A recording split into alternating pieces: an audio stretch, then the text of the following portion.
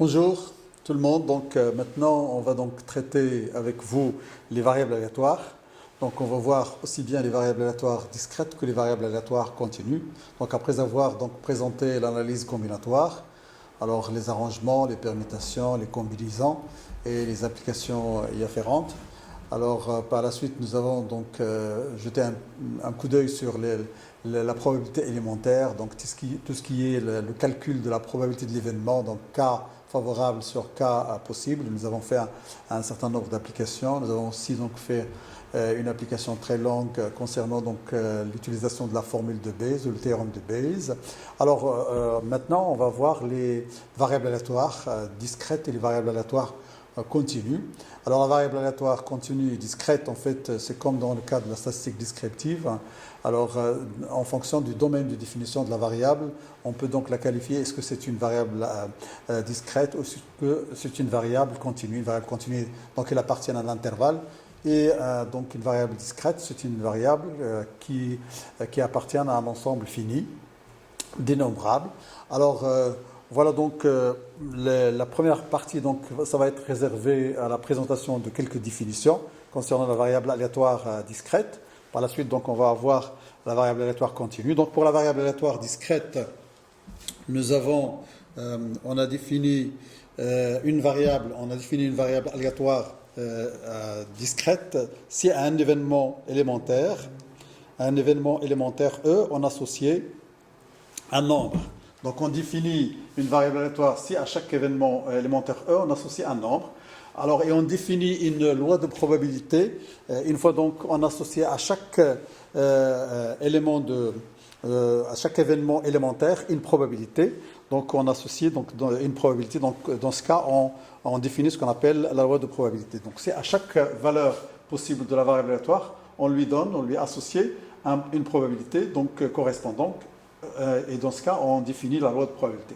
Alors, déterminer la loi de probabilité d'une variable aléatoire revient soit donc à calculer la probabilité donc relative à chaque valeur de la variable aléatoire, soit à donner la formule, qui permet de calculer toutes sortes de probabilités. Alors, une variable aléatoire discrète, elle est discrète si son domaine de définition est fini ou infini dénombrable. Donc là, c'est composé de quelques valeurs, 4, 5, 6, donc c'est limité. Alors, la définition plutôt la représentation graphique de la variable aléatoire discrète, donc ça se fait sur un diagramme d'onde battant, c'est comme dans le cas de la statistique descriptive, et celle de la fonction de répartition, ça se fait donc sous forme d'une courbe en escalier. La fonction de répartition, on l'a définie comme étant f de xi, P de x, la variable aléatoire inférieure ou égale à xi. Alors, les caractéristiques d'une variable aléatoire, je vais vous écrire là pour bien apprendre cette notion-là de variable aléatoire discrète. Alors, surtout de la fonction de répartition. La fonction de répartition, f de petit x, la valeur prise par la variable aléatoire grand X, elle est égale à P de grand X. C'est la probabilité de la variable aléatoire inférieure ou égale à petit x. Alors ça, c'est le cumul de probabilités et on travaille avec cette fonction de répartition. Donc dans le reste du cours, on fait dans les variables aléatoires discrètes, continues, les lois de probabilité. La fonction de répartition, elle est définie par f de xi, p de grand X inférieur ou égal à petit xi. Alors les caractéristiques d'une variable aléatoire, nous avons l'espérance. Dans le cas, donc toujours, on est dans le cas discret, l'espérance, c'est la somme de PI XI ou la somme de XI multipliée par la probabilité de grand X est inférieure à petit x. Alors là, donc, je peux utiliser le tableau. Alors les caractéristiques, en fait, d'une variable aléatoire, les caractéristiques, en fait, c'est le moment d'ordre 1 et le moment d'ordre centré d'ordre 2 et le moment non centré d'ordre 1.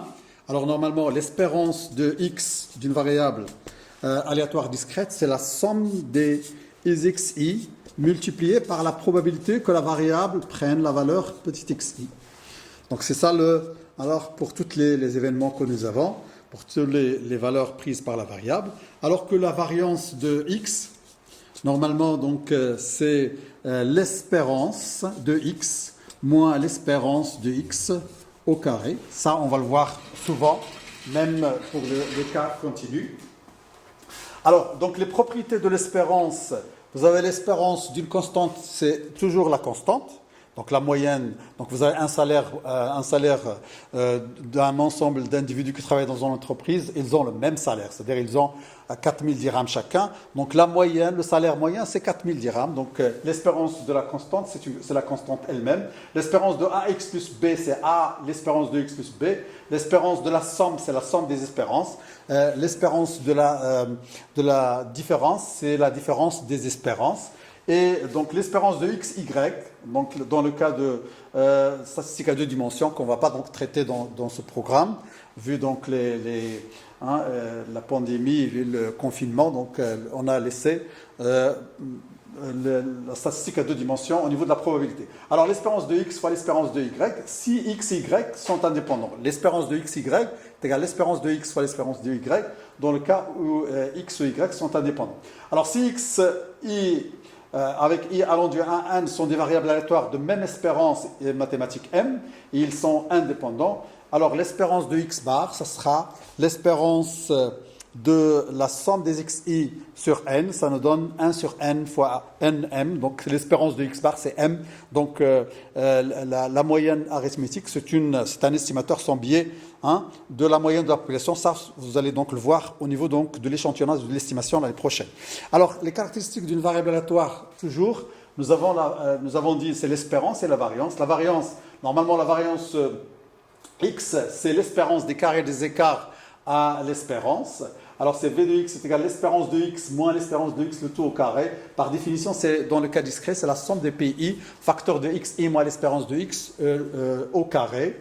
Alors après développement, on va donc trouver la formule générale que je vous ai présentée tout à l'heure. C'est V de x est égal à l'espérance de x au carré moins l'espérance de x le tout au carré.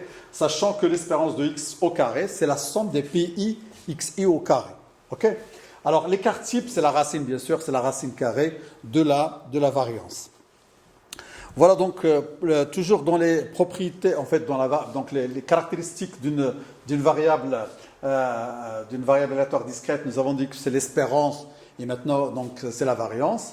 Alors nous avons donc fait le point sur les propriétés en fait de l'espérance auparavant. Donc les propriétés de l'espérance. L'espérance d'une constante, l'espérance d'une relation linéaire liant donc la variable x, et ainsi de suite. Maintenant, donc, on a défini la variance de la variable aléatoire discrète, et on va maintenant donc faire un certain nombre de propriétés qui concernent la variance, et ça c'est très important dans les applications. Alors la variance d'une constante, c'est nul, donc tout à l'heure, nous avons l'espérance d'une constante, c'est la constante elle-même, mais maintenant la variance d'une constante, c'est 0, parce que la variance, ça mesure la dispersion autour de la moyenne. Si vous avez donc une variable qui est constante, donc il n'y a pas de dispersion, la dispersion est égale à 0. Alors, la variance de ax plus b, donc après développement, donc on va voir a carré v de x, sachant que a et b, en fait, ce sont des réels positifs.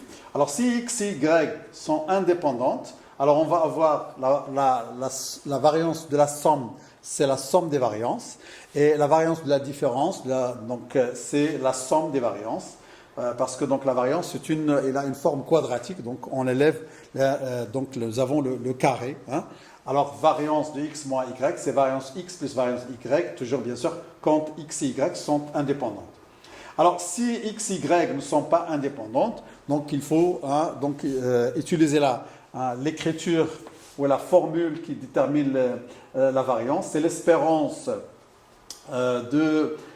donc vous avez la variance ax plus by, alors c'est l'espérance de ax plus by moins l'espérance de ax plus by, le tout au carré, donc vous faites le développement et on va sortir avec cette formule. Alors là, donc, on ne va pas faire la démonstration, mais on va vous montrer donc ça qu'il faut donc apprendre, et vous pouvez donc la démontrer facilement. Vous avez la variance de AX plus BY avec A et B réels positifs.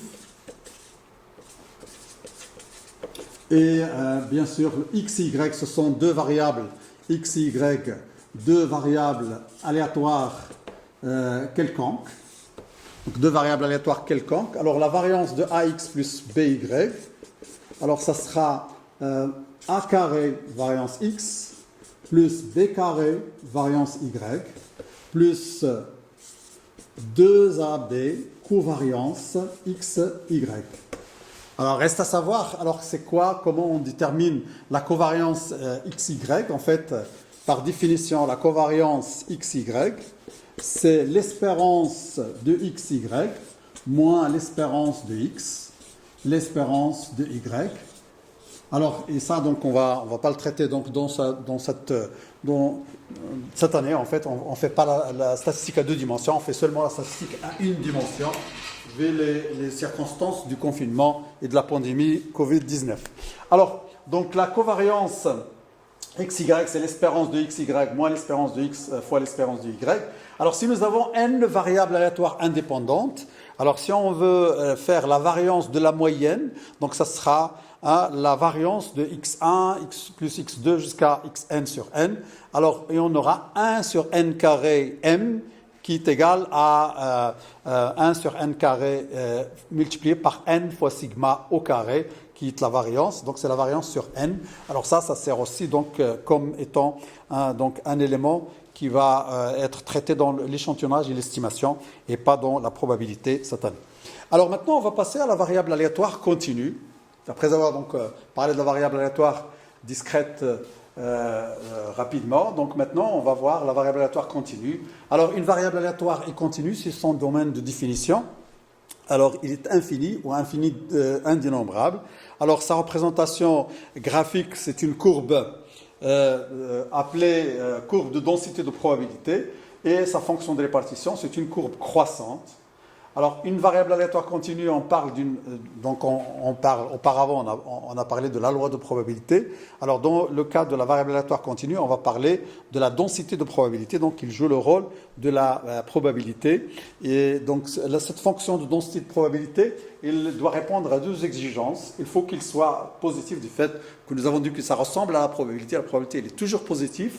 Alors, f de x, il faut qu'il soit positif ou nul. Et la somme de toutes les probabilités, en fait, égale à 1. En fait, au niveau de la variable aléatoire continue, nous avons une continuité. Donc, on va travailler avec l'intégrale de moins l'infini à plus l'infini, la f de x dx qui est égale à 1. Ça, on va le voir dans les applications. Donc, c'est toujours une question qu'on pose au départ. Est-ce que vraiment la fonction dont on discute, est-ce que c'est une vraie fonction de densité de probabilité? Alors, la fonction de répartition, alors on l'a défini tout à l'heure comme étant f de x, c'est la probabilité que grand x est inférieur ou égal à petit x. Alors c'est toujours la même chose. Alors pour le cas continu, alors toujours nous avons la fonction de répartition. Donc ça c'est le cas continu. Alors la fonction de répartition f de petit x, alors normalement c'est la probabilité que la variable aléatoire est inférieure ou égale à petit x. Ok.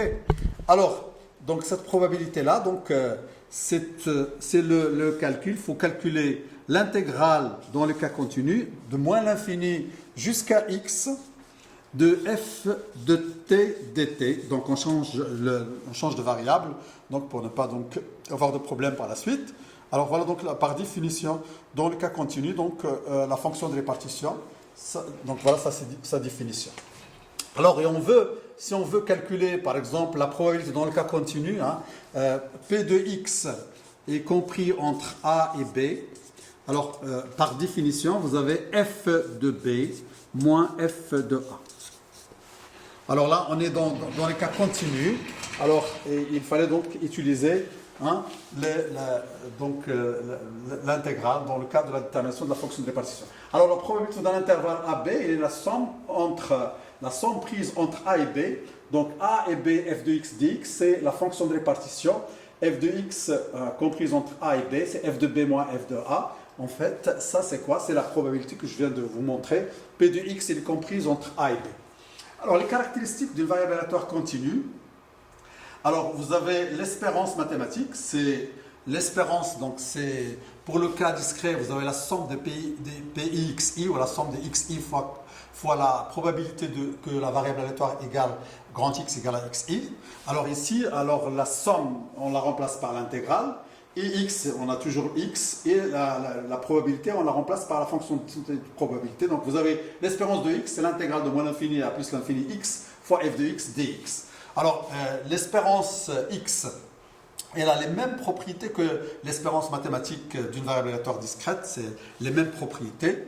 Alors maintenant, donc, on va définir, en fait, la variance, c'est la même chose que, hein, donc c'est toujours la même définition que pour la variable aléatoire discrète, mais cette fois-ci, donc, on travaille avec l'intégrale. Alors v de x, c'est l'intégrale de moins l'infini à plus l'infini f de x, facteur de x moins e de x au carré dx, ça c'est par définition, mais la formule avec laquelle on travaille dans les applications, c'est toujours cette formule, que ce soit dans le cas discret ou dans le cas continu. La variance de x, c'est l'espérance de x au carré moins l'espérance de x le tout au carré.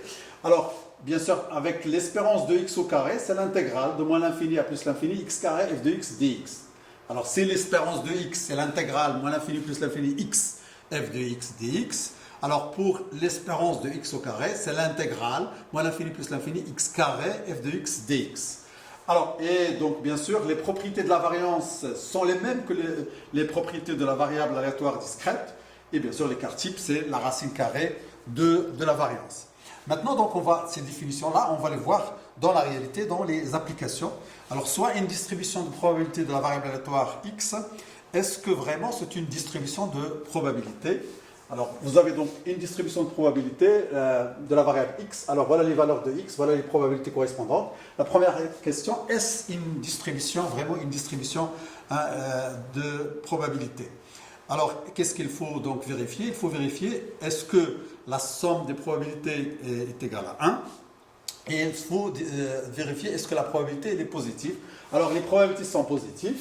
Alors, si vous faites la somme de toutes les probabilités, vous avez 1. Donc, la première question, donc oui, c'est vrai, c'est une distribution de probabilité.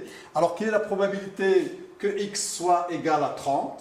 Alors, tout simplement, vous avez p de x égale à 30. Hein, avec x égale à 30, p de x égale à 30, c'est 0,25, tout simplement. Alors, quelle est la probabilité que x soit inférieur à 25? Alors, p de x soit inférieur à 25, ça veut dire p de x soit, donc, il est égal à 0, soit il est égal à 20. Là, nous avons seulement 20. Alors, p de x inférieur à 25, c'est 0,20. Et quelle est la probabilité que x soit supérieur à 30? Alors, p de x supérieur à 30, alors strictement, donc là vous allez avoir 0,40. Ok? Donc, p de x, donc il est positif. La somme des probabilités, c'est égal à 1. Donc, vraiment, c'est une distribution de probabilité. La question de p de x égale à 30, donc c'est 0,25. Donc, p de x égale à 30, c'est 0,25. P de x inférieur strictement à 25, donc il n'y a que p de x égale à 20 dans ce cas. Donc, p de x inférieur strictement à 20 est égal à p de x égale à 20, c'est 0,20. Alors, p de x strictement supérieur à 30, il n'y a que 40 qui est supérieur à 30, donc il a pour probabilité 0,40. Alors, la dernière question, quelle est la probabilité que x soit comprise entre 20 et 30? X est supérieur ou égal à 20 et inférieur ou égal à 30. Alors, quelles sont les valeurs qui sont comprises entre 20 et 30? Hein, y compris 20, y compris 30, vous avez donc 20, 25 et 30, et les probabilités correspondantes, vous avez 0,20 plus 0,15 plus 0,25, ça vous donne un total de 0,60. Voilà donc pour l'application 1. L'application 2, soit une distribution de probabilité de la variable aléatoire y. Alors voilà y, voilà ses probabilités. Alors donner la fonction de répartition. Donc la fonction de répartition, nous avons dit, c'est f de x et p de x inférieur ou égal à petit x. Alors f de 2, c'est 0,20. Alors, f de 4, c'est 0,20 plus 0,30, c'est 0,50. F de 7, c'est p de x inférieur ou égal à 7, c'est-à-dire 7, 4 et 2, donc c'est 0,90. Et f de 8, c'est l'ensemble des probabilités, donc c'est le cumul, la fonction de répartition, c'est le cumul des probabilités, donc il est égal à 1. Alors, la fonction de répartition, donc c'est la troisième colonne qu'on a mis donc sur le tableau. Alors maintenant, l'espérance mathématique, il faut donc l'espérance de y, c'est la somme de y fois p de y. Donc on fait la probabilité, la valeur de la variable fois la probabilité plus 4 fois 0,30, 7 fois 0,40, et donc ça nous donne 5,2, c'est la moyenne de cette variable, ou c'est l'espérance mathématique. La variance, c'est l'espérance de y au carré moins l'espérance de y le tout au carré. Alors l'espérance de y au carré, c'est l'espérance de y au carré fois la probabilité. Donc on va élever ces valeurs-là au carré, on va les multiplier par les probabilités correspondantes, on fait la somme, et on a trouvé que c'est 31,6. Alors la variance, ça sera 31,6 moins 5,2 au carré. Donc ça nous donne 4,56. La racine carrée, c'est 2, 14. En fait, c'est l'écart type, c'est la valeur de l'écart type.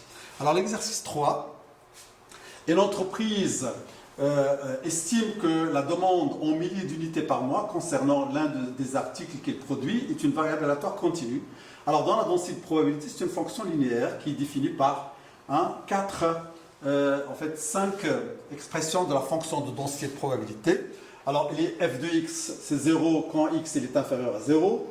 F de x est égal à moins 3x plus 2 si x est comprise entre 0 et 1 tiers, et ainsi de suite. Donc là, vous avez, c'est une variable aléatoire continue. Elle est définie sur R. Alors, et les expressions diffèrent d'un intervalle à 1, donc d'un intervalle à l'autre. Alors, l'intervalle moins l'infini 0, 0. L'intervalle 0, 1 tiers, moins 3x plus 2. Alors, sur l'intervalle 1 tiers, 2 tiers, la fonction de densité elle est égale à l'unité, est égale à 1. Sur l'intervalle 2 tiers, 1, il est égal à moins 3x plus 3. Et sur l'intervalle 1 plus l'infini, c'est 0. Alors, la première question, calcule la moyenne et l'écart type de la demande. Et comment on va faire? Donc, on va calculer l'espérance de x. Alors, l'espérance de x, c'est... Alors, on va faire ça ensemble sur le papier. Alors, on cherche à déterminer l'espérance de x. Alors, l'espérance de x d'une variable continue, donc c'est moins l'infini plus l'infini. Alors, f de x, alors c'est la densité qu'on va multiplier par petit x dx. Ok. Alors, donc là, nous avons les 5 intervalles. Alors, dans le premier intervalle, moins l'infini, de moins l'infini à 0, vous avez 0. Hein? Donc, f de x égale à 0 fois x, c'est 0, donc dx. Il n'y a rien là. Alors, dans le deuxième intervalle, vous avez de 0 à 1 tiers. Donc, vous avez la fonction de densité de probabilité comme étant égale à moins 3x plus 2. Donc, on va multiplier moins 3x plus 2 dx. L'intervalle suivant, vous avez 1 tiers, 2 tiers. Alors, la fonction ici, elle est égale à 1. Donc, on aura seulement x fois 1 dx. Sur l'intervalle 2 tiers 1, vous avez 2 tiers 1. Nous avons la fonction de densité comme étant est égale à moins 3x plus 3 dx. Et sur le dernier intervalle, nous avons donc 1 plus l'infini. Nous avons 0 dx. Nous avons donc f de x est égal à 0, donc x fois 0, c'est 0. Alors, on va intégrer donc ces trois, donc cette intégrale, celle-ci et celle-là. Alors, rapidement, donc nous aurons l'espérance de x, donc ça c'est 0. Ici, en fait, vous avez moins 3x au carré sur 2. Alors, moins 3x au carré sur 2, donc ça va nous donner moins x3 plus x carré. Alors là, si je dérive ça, donc là j'aurai moins 3x plus 2x. Donc là, j'aurai moins 3x au carré plus 2x. Alors, donc si je dérive, j'aurai moins 3x au carré plus 2x. OK? Alors, donc ça c'est de 0 à 1 tiers. Plus, alors x, nous avons seulement x, c'est x carré sur 2. Alors si on fait la dérivée, c'est 2x sur 2. Donc là, on aura x. Et là, vous avez 2 tiers, 1 tiers. Plus la dernière intégration, vous avez donc... moins x3 plus 3x au carré sur 2. Alors, 2 tiers, 1.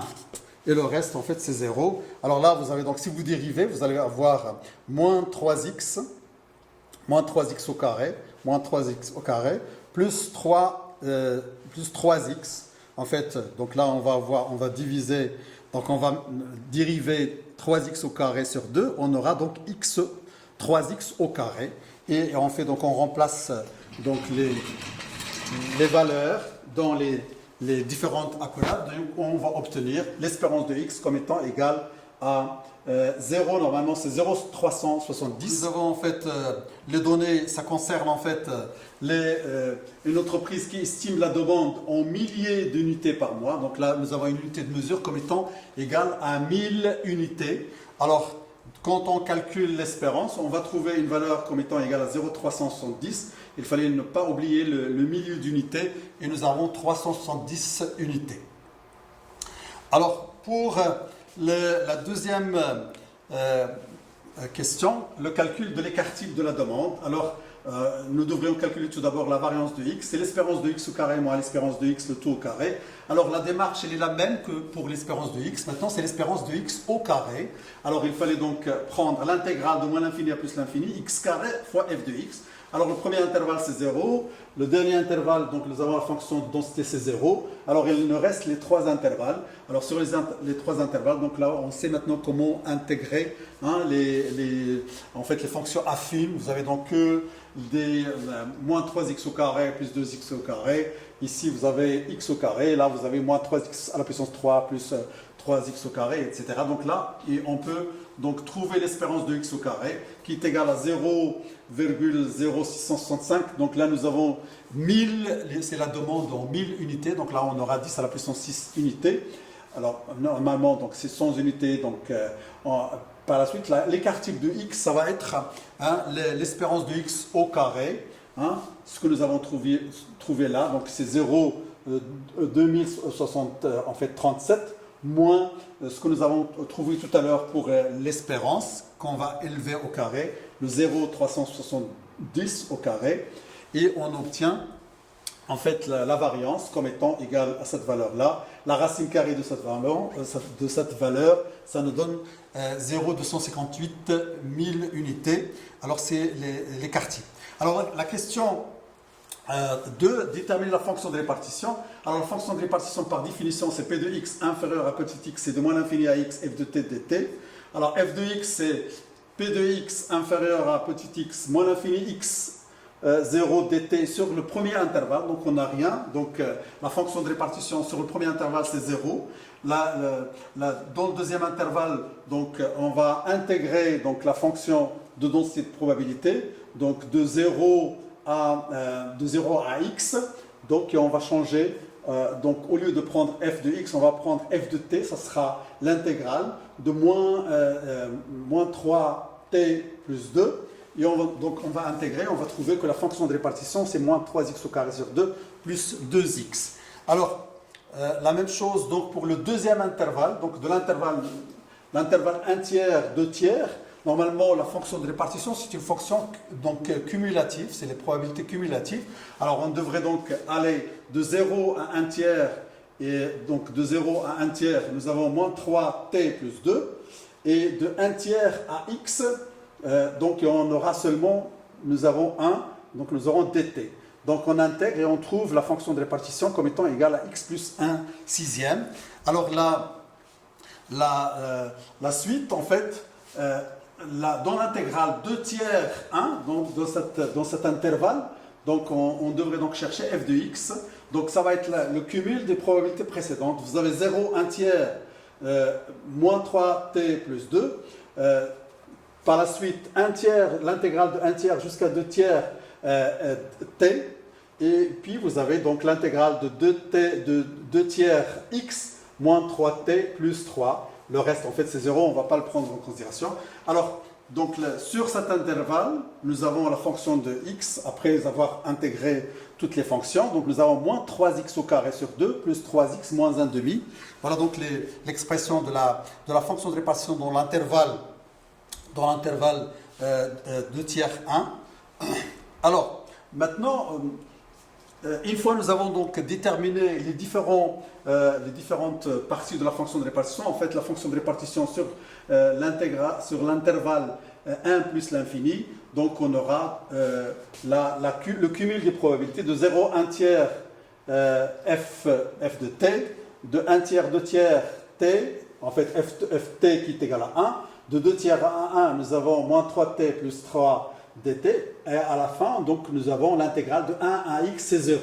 Donc ici, on aura à intégrer et à cadrer donc ces fonctions-là. Donc le premier intervalle c'est 0, 1 tiers, deuxième intervalle 1 tiers, 2 tiers, troisième intervalle c'est 2 tiers, 1, et on va trouver l'unité. Donc là, si on n'arrive pas à trouver l'unité, ça veut dire que nous avons fait une erreur au préalable. Alors la dernière question, quelle est la probabilité que la demande d'un mois soit inférieure à 500 unités, comprises entre 200 et 600, supérieure à 100. Donc on va utiliser la fonction de répartition f de x inférieure à 0,5 parce que ici nous avons les demandes en unités. Nous, on a travaillé sans unité. Après, donc on multiplie par 10 à la puissance 3. Alors p de x inférieur à 0,5, c'est f de 0,5. Donc nous travaillons avec la formule de la fonction de répartition dans le premier intervalle, donc entre 0 et 1 tiers, donc nous aurons 0,67. Alors x comprise entre 0,2 et 0,6. Alors on va avoir, donc on va utiliser les formules de la fonction de répartition. Alors f de 0,6, donc c'est toujours x plus 1 sixième. Donc c'est 0,6 plus 1 sixième, l'expression de la fonction de répartition. Plus, alors 0,2, il appartient à l'intervalle. 0,2, il appartient à l'intervalle. Quel intervalle? Alors c'est celui-là. Alors 0,2, donc nous avons normalement ici, nous avons 0,6, 1. Donc non, c'est pas celui-là, donc c'est l'autre intervalle. Alors nous avons 1 tiers, ici c'est 0,33 à 0,66. Nous avons f de x est égal à x plus 1 sixième. Alors sur l'intervalle 2 tiers 1, nous avons moins 3x au carré sur 2 et plus 3x moins 1 demi. Normalement, donc 0,2, donc il appartient à l'intervalle 0, 1 tiers. Donc c'est 0,2, il appartient à l'intervalle 0, 1 tiers. Alors on va appliquer cette écriture 0,2, ça sera moins 3, 0,2 au carré sur 2, plus 2 fois 0,2. Et c'est ce qu'on va donc appliquer dans la dernière équation. Alors là, vous avez p de x comprise entre 0,2 et 0,6, c'est f0,6 moins f0,2, et ça nous donne donc un résultat après avoir donc mis les valeurs dans les fonctions de répartition. On va avoir 0,43, donc 43% pour avoir cette demande comprise entre 200 et 600 unités. Alors la dernière supérieure à 1000 unités, donc ça veut dire que la probabilité elle est supérieure à 1, p de x supérieur à 1, donc c'est 1 moins p de x inférieur ou égal à 1, donc ça nous donne 0, donc la probabilité à ce niveau-là. Donc là, on ne peut pas donc, avoir une probabilité en fait, de la demande d'un mois qui dépasse 1000. Si ça dépasse 1000, donc on ne va pas l'honorer. Et merci pour votre attention. Donc à la prochaine séance qui est consacrée aux lois de probabilité discrète et continue.